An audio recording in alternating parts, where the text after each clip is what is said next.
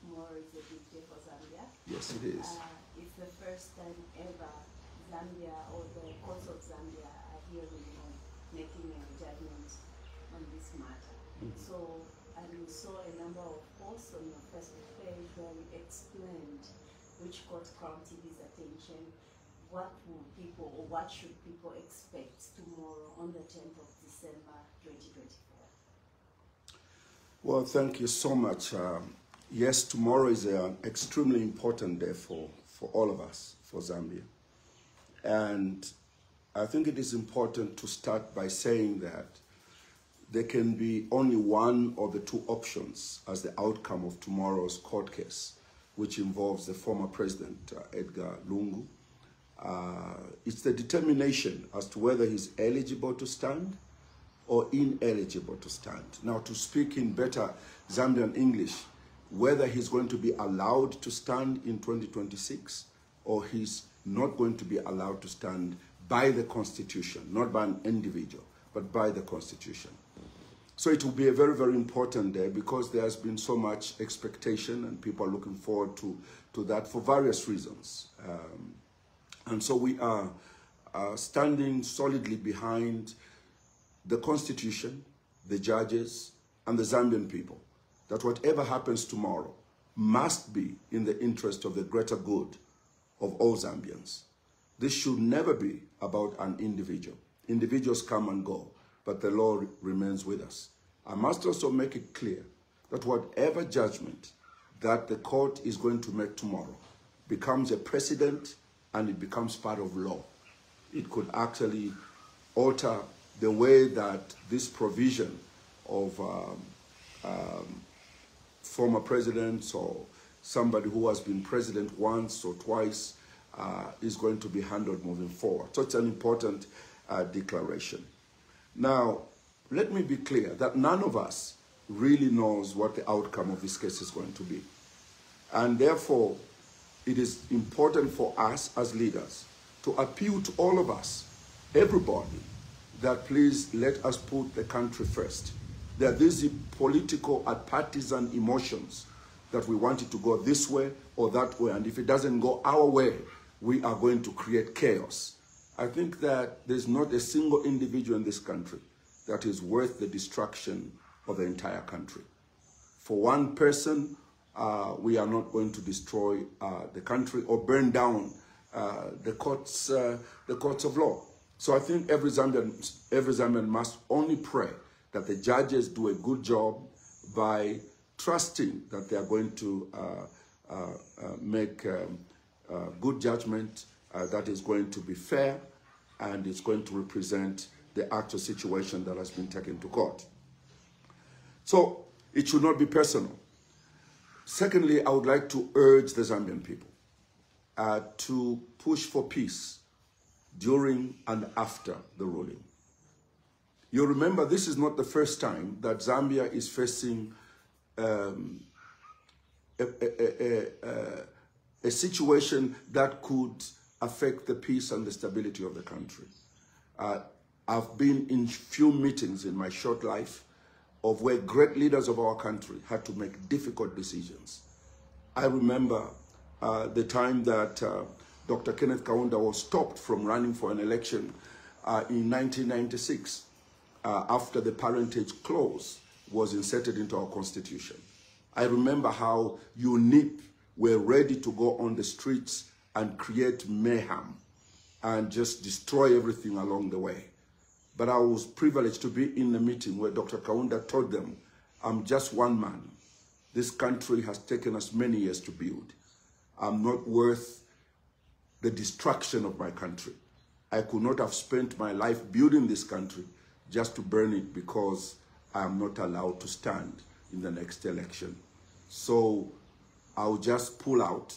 And he recommended to UNIP not to participate. Of course, a few did participate, but in 1996, UNIP didn't. So he took in the suffering as a leader. He said, I will not use my name, my influence to destroy the nation. I think that the challenge is true to everybody that is in leadership. Secondly, I remember also another occasion on which Dr. Kaunda made a similar decision. It was during the time when Wezi Kaunda died, under very mysterious circumstances. My book is coming out in the next few months, and in that book I have outlined some things that I don't talk about. I would rather just take bullets, but in this book I talk about those things. Before Wezi Kaunda died, Dr. Kaunda called Wezi and myself to Kabulonga and told us that both of us were on the assassination list. And he told me which day that it was going to happen for me. I was in Quito at that time, and advised me to move with my family away from the house that night, which we did. And when they came home, we were not there. So we were saved. But Dr. Kaunda also made it clear that Wezi is also on the list, but he didn't have the date for his son's planned assassination. And unfortunately, just as he had said, I was saved because I knew the date and we moved from the house with my family. He was not saved because he didn't know which day they were going to come. That night, UNIP decided that they were going to burn the country down. Again, Dr. Kenneth Kaunda said, yes, I love my son, a great son of the soil, but we are not going to burn the country because of him. Let God be the one who handles this. The last one I'm going to give as an example of Mr. Sata himself. When he lost the 2006 election, he was very angry. It's on camera, it's on social media, when he just was angry and they were about to call for an insurrection in this country. But later on, Mr. Sata said, no one should be on the streets. There's no need. Let's look to the next election. The last one was HH himself, President Hakainde Hichilema, who's president today. We were in the courthouse when we took the petition where we believe the 2016 election had been manipulated. And we took the petition to be heard in the High Court. And the case was thrown out without being heard, claiming that the 14 days had expired. There was anger within the opposition front. And yet, President HH said, you know, at the end of the day, we don't have this election. Let's look to the next election. That's what leadership does. And that's what we expect to happen this time.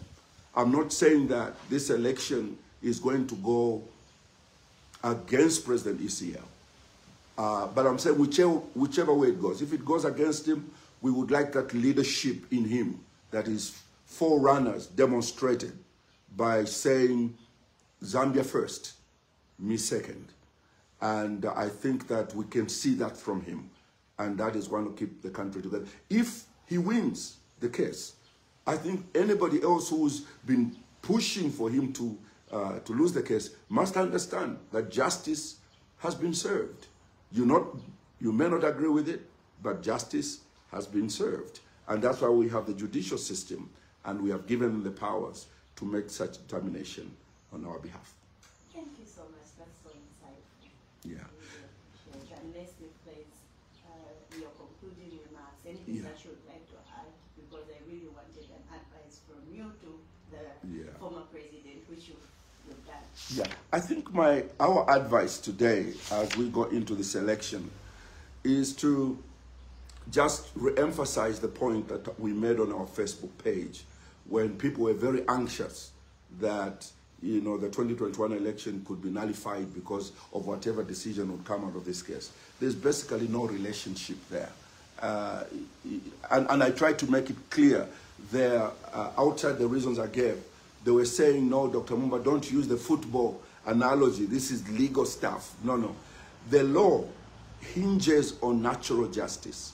Natural justice suggests that if my son steals, they cannot come and punish me for my son's iniquities. My son has to pay for it. If it is me, the father, who has stolen, they cannot take my son. That's just the natural justice. Meaning, if Mr. ECL was illegally allowed to stand in that election, they cannot now punish HH or anybody else who stood in that election for him not having been eligible. So I think that is clear. Let me put it this way. The laws of this country are such that electoral laws of this country are such that after the returning officer has pronounced the winner, it becomes law and you can't change it. And there's a precedent to this. There's Honorable Emmanuel Munaile, who stood in Malole constituency in 2006 against, I think it's a Matilda Mutale lady who stood on PF. Emmanuel was independent. And Matilda Mutale won that election. And Emmanuel Munaile was second. But between the collating of the figures and announcing outside the hall, the numbers were switched. Honorable Munaile's numbers went to Matilda Mutale, and Matilda Mutale's numbers were erroneously read as Munaile's number. What happened? When they realized it was a mistake, it was too late. Nobody could reverse it according to law. Only the courts could. So when they took it to court, there were all these technicalities. Honorable Munaile served the full term of 5 years, and yet he was not the winner, simply because the returning officer announced him as winner. It's the same thing in 2021. Whatever could have happened. Punishments to the returning officer even for that mistake, or people just have to get away with it? No, they had to go to court to correct that. And I'm sure the court could have corrected it, but I think they mishandled the case in terms of technicalities and all that. So the point I'm trying to make is that 2021, an election took place. If one person was not eligible, then the pronouncement is made by the returning officer. It's done. It's a legal transaction. So I think for us, let's look to this case and pray that God helps us, that there's going to be peace during and after this case has been adjudicated. I have faith in the Zambian people. We have done this before. I have faith that we're going to do it again. Zambia shall be saved. Thank you so much. Thank you so much.